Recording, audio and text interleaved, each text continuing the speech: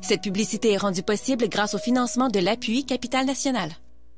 Présente pour les personnes aînées de la Capitale nationale, l'Association québécoise de défense des droits des personnes retraitées et pré-retraitées, AQDR, section Québec, est fière de vous présenter Aînés, on vous écoute. Alors, bonjour aux auditrices et aux auditeurs. Je suis Judith Gagnon, présidente de l'AQDR Québec. Je suis avec vous tous les mercredis matins pour vous parler des aînés et de leurs préoccupations et aussi savoir qu'est-ce qui vous préoccupe. Ce matin, on est chanceux. On reçoit M. André Tourigny, qui est un excellent collaborateur de l'AQDR Québec, qui connaît très bien les besoins et les enjeux des aînés. Ce monsieur est chercheur au Centre de recherche en santé durable, VITAM, et au Centre d'excellence sur le vieillissement de Québec. Il est professeur agrégé au département de médecine sociale et préventive et il est co-directeur de l'Institut sur le vieillissement et de la participation sociale des aînés. Ne vous fiez pas à tous ces titres, c'est quelqu'un qui est très proche du monde. Bonjour André. Bonjour Judith, ça va bien? Oui, ça va très bien. Je suis bien contente de te recevoir. L'une de tes spécialités de recherche ou d'action, c'est l'inclusion sociale des personnes aînées. Est-ce que tu peux nous définir ce concept? Oui, avec plaisir. Donc, l'inclusion sociale, il y a plusieurs définitions, mais on en a retenu une qui est à la fois simple, concise, qui est partagée par plusieurs autres projets canadiens avec qui on collabore. Alors, on l'a défini comme étant la capacité de participer pleinement à la société en termes de participation et d'y contribuer, d'en tirer parti. Alors, c'est donc participer pleinement à la société, ça veut dire tenir compte des attentes, de la volonté des personnes aînées, selon ce qu'elles aiment ou préfèrent faire.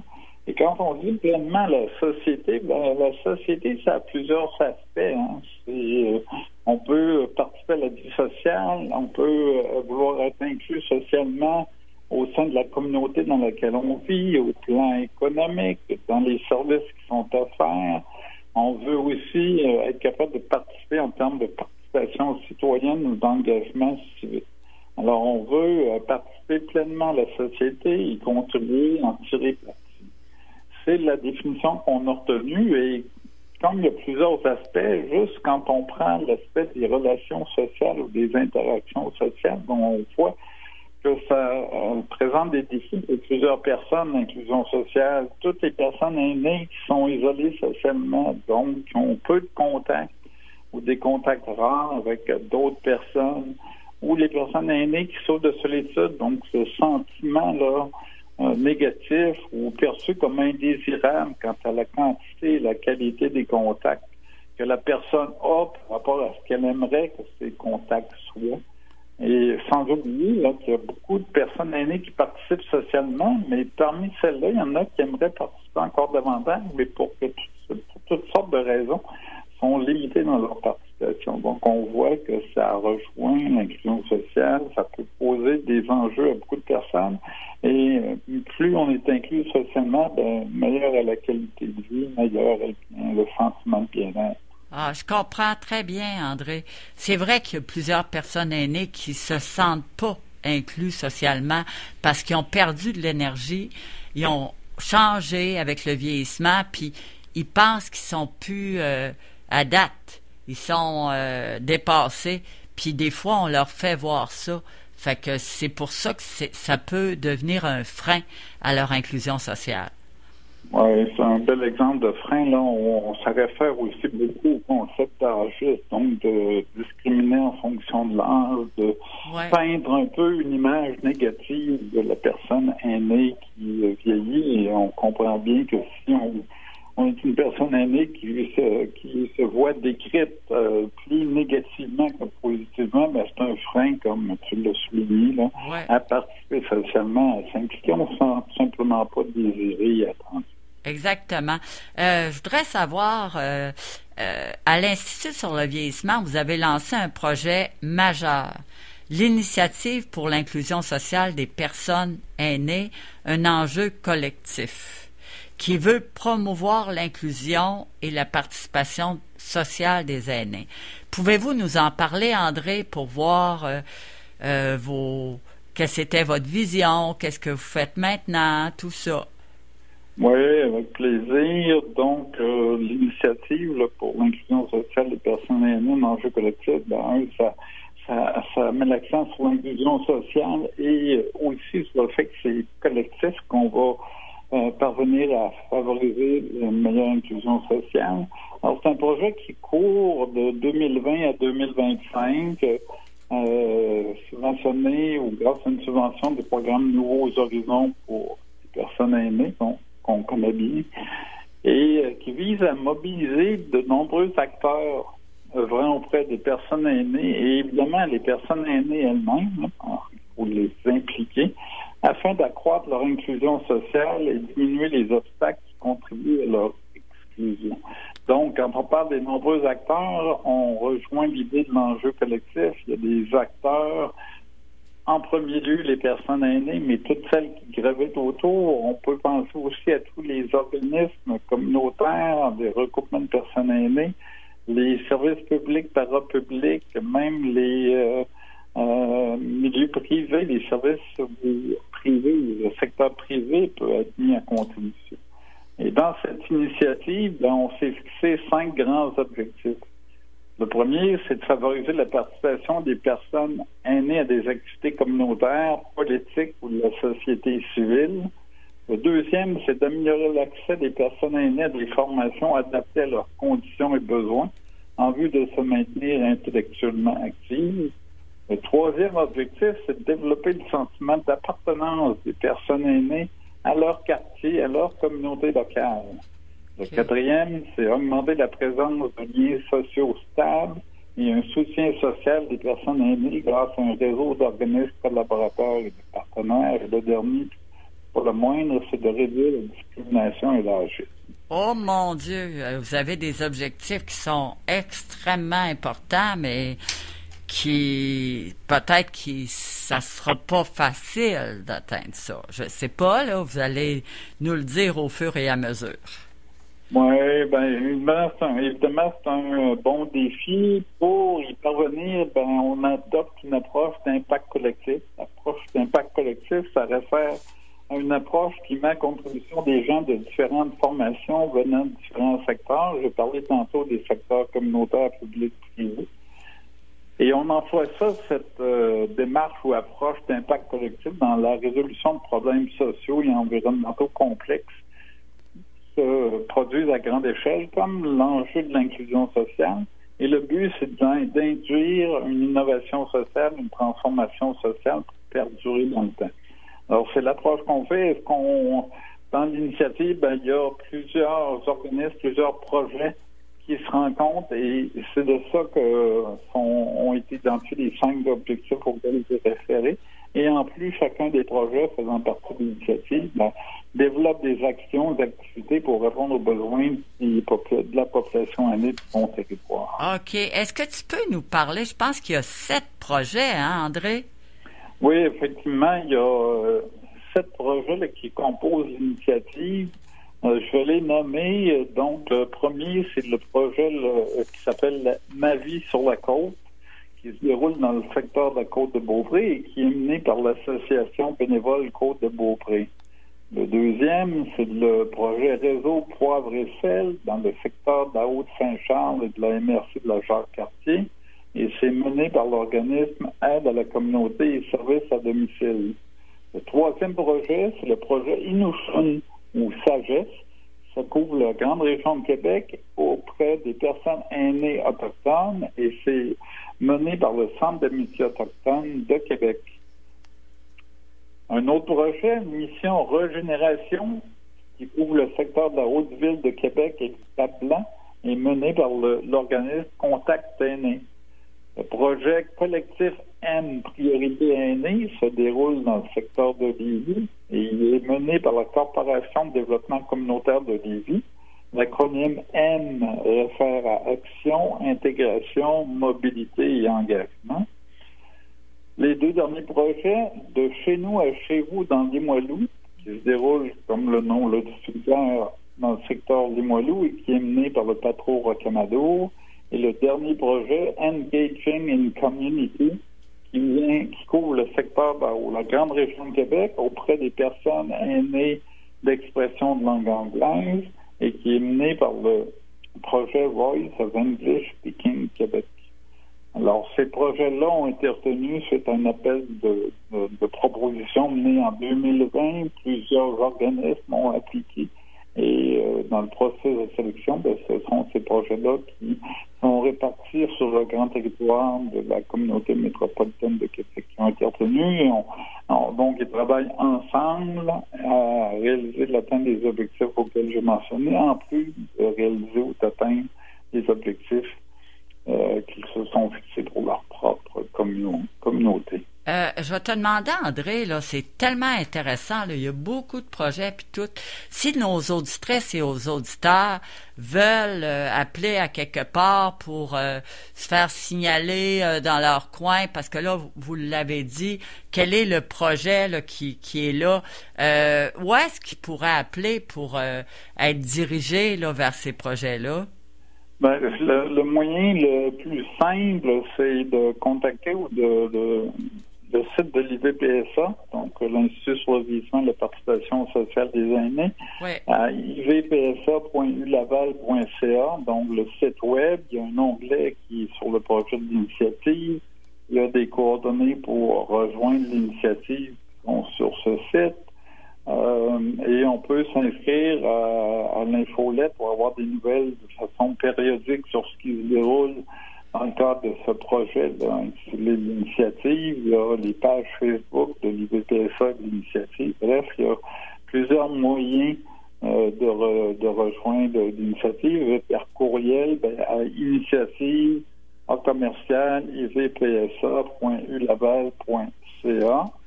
Donc là-dessus, vous allez trouver la description des projets et les coordonnées des projets. Et vous allez pouvoir les rejoindre dans les différents milieux. Et une des façons de rejoindre ou d'en savoir plus, c'est de participer aux grands événements auxquels il y a eu déjà une entrevue réalisée, je crois. Oui.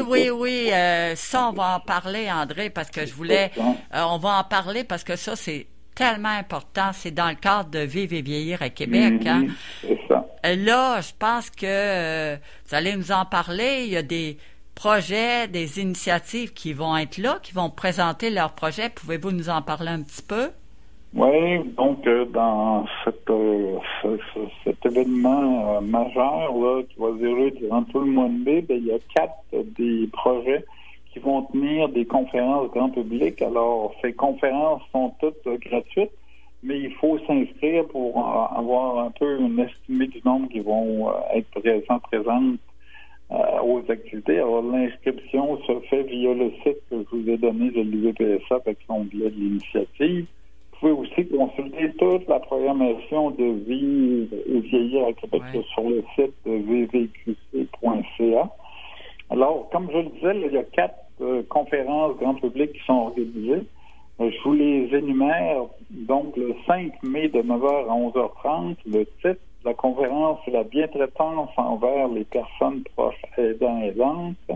Ça se déroule au complexe aquatique multifonctionnel de Lévis et c'est organisé par la Corporation de développement communautaire de Lévis pour le projet collectif M. La deuxième conférence va se tenir le 18 mai de 13h30 à 15h30. Le sujet va être les relations intergénérationnelles. On sait que c'est important pour lutter contre l'âgisme, mais aussi pour encourager la participation sociale. Ça va se dérouler au Diamant par l'organisme Contact Aîné pour le projet Mission Régénération. La troisième conférence, c'est le 24 mai de 9h à midi. Intitulé Vieillir en milieu rural, ça va se dérouler au Centre des loisirs Gérard Mioto à l'Ange-Gardien. C'est organisé par l'Association bénévole Côte-de-Beaupré pour le projet Ma vie sur la côte. Et la dernière grande conférence grand public, c'est le 27 mai, de 14h à 16h. Le titre est « Collaborer pour vivre et vieillir dans notre communauté ». Ça va se tenir au complexe sportif Desjardins à Wendake. Et c'est organisé par l'aide à la communauté et services à domicile pour le réseau Pro-Bruxelles. Mais c'est vraiment intéressant, là. Je veux dire, on touche à beaucoup de sujets. Oui, puis c'est un excellent moyen là, d'approfondir ou d'en connaître plus sur l'inclusion sociale des personnes aînées, d'avoir davantage d'informations et des pistes d'action pour agir sur cet enjeu, encore une fois, qui demande de l'aide ou le soutien de plusieurs partenaires différents. En premier lieu, les personnes aînées, leurs proches, la communauté immédiate et tous les partenaires que j'ai nommés précédemment. OK. Est-ce qu'il y a un coût, André, pour participer à ces conférences-là? Non, c'est tout gratuit, mais il faut s'inscrire sur le site de VPFA, l'onglet de l'initiative, ou encore via la programmation décrite au site de Vie des à Québec. Alors, l'inscription, encore une fois, c'est gratuit. L'activité est gratuite, mais l'inscription est recommandée parce qu'il y a une capacité en termes de salle. Donc, si la capacité est atteinte, on ne veut pas que les gens se déplacent pour voir. OK, ben c'est...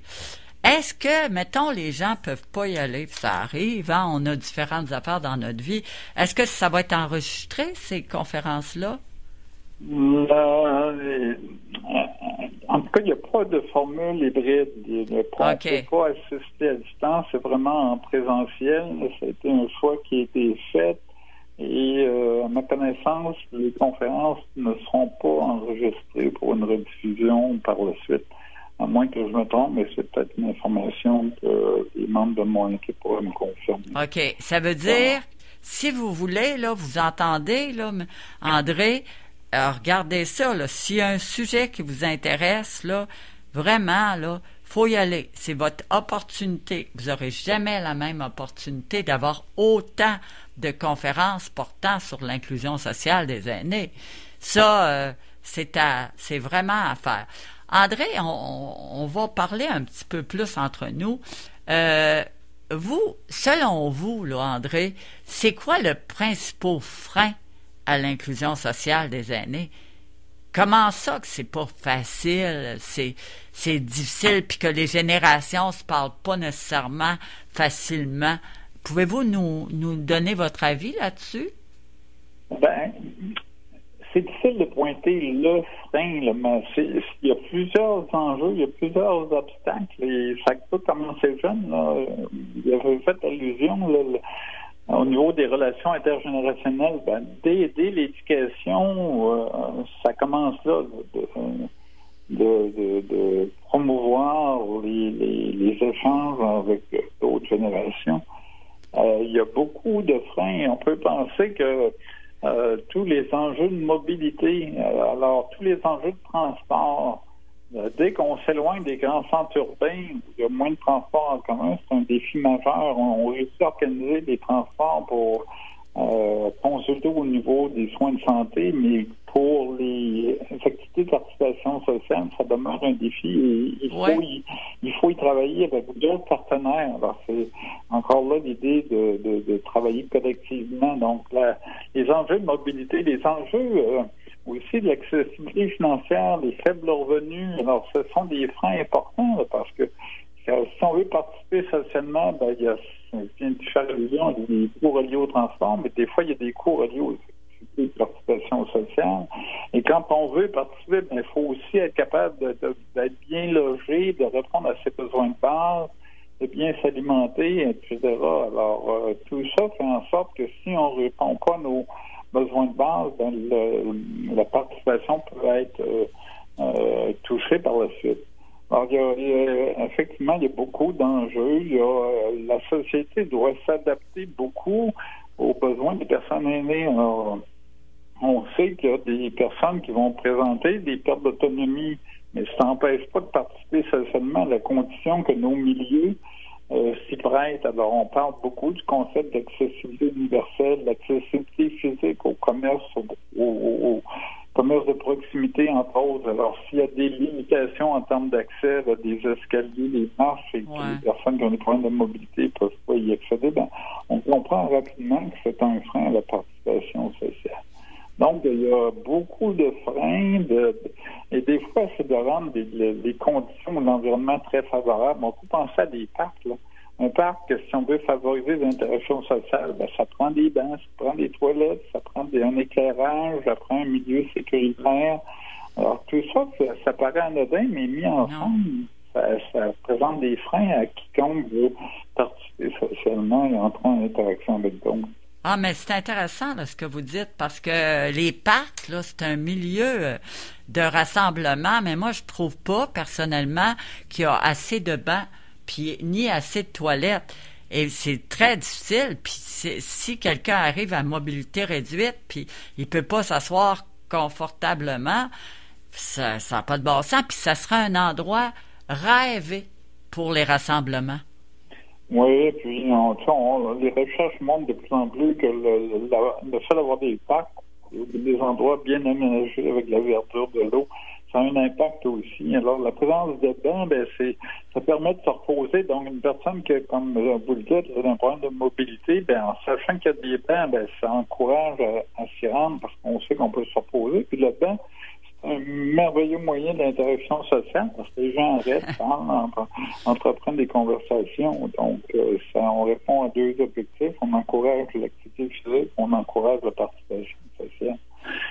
Oui. Est-ce que vous êtes je vais vous poser la question, là, mais j'ai déjà la réponse, mais pour nos auditrices, vous êtes en lien avec la Ville de Québec aussi? Oui, on participe à différentes activités. La Ville de Québec est membre. Au niveau de l'initiative, on a différents comités. Alors, il y a des représentants de la Ville de Québec qui font partie de nos comités. On a des liens avec la CMQ. Alors, on a quand même beaucoup de gens qui nous aident dans notre cheminement au cours des 5 années que va durer le projet. Et c'est grâce à ça même si on a des objectifs qui sont élevés, qu'on pense bien être capable d'atteindre ces objectifs. Vous êtes bien positionné pour l'atteindre, mais là, je voudrais dire aux personnes qui nous écoutent, regardez, là, je veux dire, vous écoutez, là, Monsieur Tourigny, il y a beaucoup de choses là qui vont être à votre disposition pour être mieux entouré, parce que vous l'avez vu, André, hein, il y a beaucoup de gens d'aînés qui disent qu'ils vivent dans une très grande solitude. Et puis ça fait pas de bien à leur santé. Effectivement, puis avec les années qu'on vient de vivre depuis 2020 avec la pandémie, mais qui fait allusion, l'isolement social, la solitude, c'est d'avoir peu de liens ou des liens insatisfaisants, toutes les contraintes qu'on a connues, on fait en sorte que ces interactions-là ont diminué en termes de nombre et de qualité aussi. Alors, le problème d'isolement social, de solitude, c'est encore plus d'actualité. Et, je répète, ça a des effets néfastes sur la santé physique, la santé mentale, le fait de maintenir des bonnes habitudes de vie qui sont pas négligeables, qui sont pas nécessairement connues aussi. Alors, c'est important de faire en sorte d'agir auprès des individus et des environnements pour favoriser le plus possible la participation sociale, encore là, en respectant le désir, les volontés, les goûts, les attentes des personnes aînées. Mais évidemment, il ne faut pas oublier ça dans nos façons de faire. Oh non. Mais il y a aussi quelque chose à travers ce que vous dites, il arrive une notion d'entraide aussi. Parce que finalement, faut tous s'entraider pour être bien dans la société.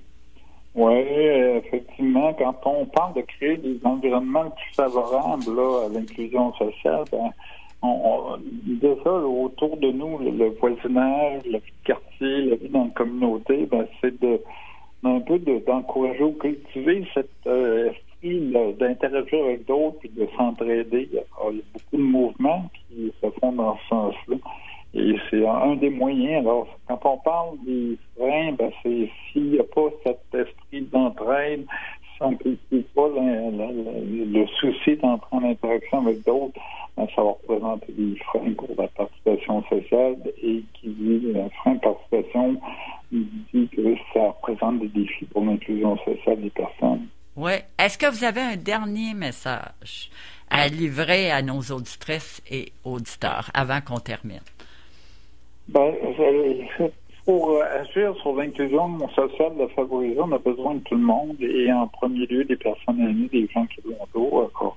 C'est de s'impliquer, de participer, de se manifester, d'exprimer ses besoins, et aussi de faire en sorte que les différents partenaires des secteurs communautaires, publics, privés, travaillent tous ensemble à favoriser l'inclusion sociale et créer les environnements les plus favorables possibles à cet effet-là.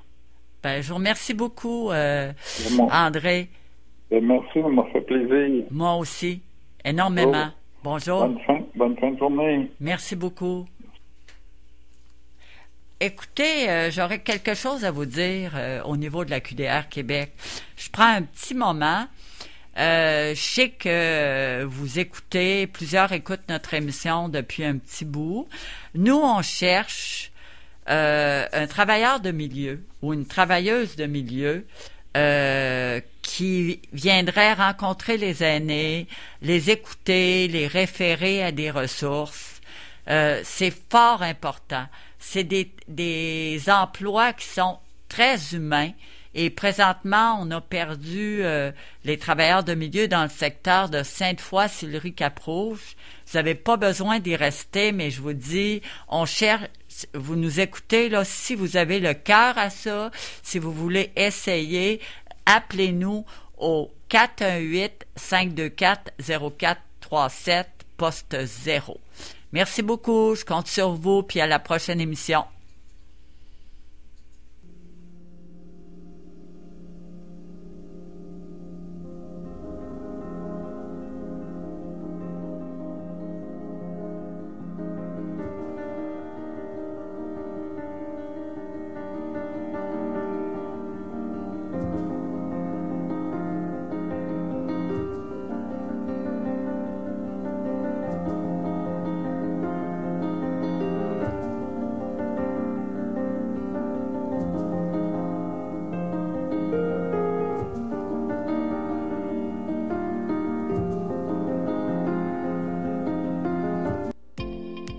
L'Association québécoise de défense des droits des personnes retraitées et pré-retraitées, AQDR, section Québec, est fière de vous avoir présenté Aînés, on vous écoute.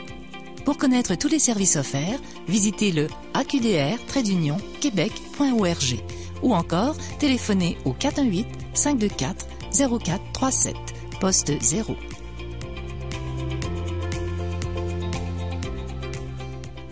Vous êtes une personne aînée ou prenez soin d'un aîné? Saviez-vous qu'à la QDR Québec, on vous accompagne gratuitement pour compléter différents formulaires gouvernementaux, chercher les crédits d'impôt auxquels vous avez droit ou encore obtenir des conseils juridiques? Ces services sont offerts au bureau de la QDR Québec ou par téléphone. Informez-vous sur tous les services offerts en téléphonant au 418-524-0437, poste 0 ou visitez le aqdr-québec.org. Cette publicité est rendue possible grâce au financement de l'appui Capital National. Aux amis imaginaires, tiseurs de contes, de légendes et de menteries, on nous demande souvent de distinguer le mensonge de la menterie. Le mensonge sert avant tout à tromper. En voici quelques exemples. Chez le vendeur. Ça vous va vraiment bien, cette chemise-là, Monsieur Marcoux. Chez le dentiste. Ça vous fera pas mal. La menterie, c'est plus gentil. C'est généralement un récit de vie qui a été embelli. Bref, c'est quelque chose qui divertit. La truite que j'ai poignée était longue de même. Wow. OK, longue de même. Pour entendre plus de menteries, visitez-nous sur lesamisimaginaires.ca. Psst, Aude, quoi? Viens, chante avec moi, c'est pour une pub. Un oranger sur le sol irlandais, on ne le verra jamais. Un jour de neige embaumé de lilas, jamais on ne le verra. La bonne âme du Sichuan de Bertolt Brecht dans une mise en scène de Maryse Lapierre. La production finale des finissants et finissantes du Conservatoire d'art dramatique de Québec. Du 11 au 14 mai à 19h30. Billets disponibles sur le site Internet du Conservatoire au www.conservatoire.qc.ca. Bon spectacle! Jamais on ne le verra.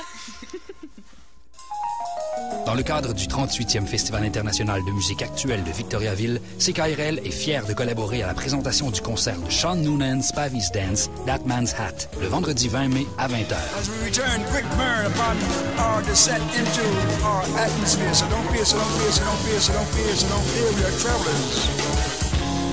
Pour plus d'informations sur la 38e édition du FIMAV ou pour acheter vos billets, rendez-vous sur le fimav.qc.ca. CKRL 89.1 Midi Jazz.